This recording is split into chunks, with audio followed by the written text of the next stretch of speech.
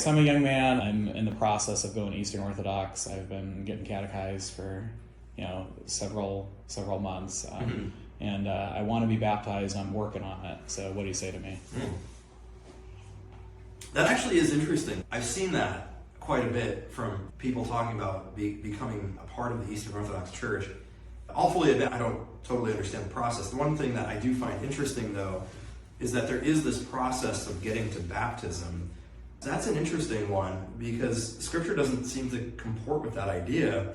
You even have right there in the New Testament, like what the Ethiopian eunuch is a perfect example of this. He asks, like, what is preventing me right now from being baptized? To which he gets the response from the servant of Christ: nothing. No, let's do it right now. That's not a circumvention of being catechized or anything. That's the entry point.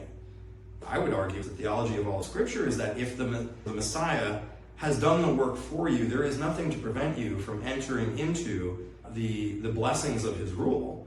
So I would encourage, if that's something that you're working on, certainly at least look up the alternative to this, which is an open, direct, and immediate invitation to come and partake in the church. Now, we do have a catechetical process for going to the Lord's table. I mean, that's very scriptural. Paul very clearly outlines that we should have discernment of the body and blood, but as far as entering into the church through baptism, that should be immediate. And it's a call to the challenge of believing that it has all been done for you. It means that Christ has draped his robe of his earned merits and righteousness over you. But the challenge from there becomes even bigger.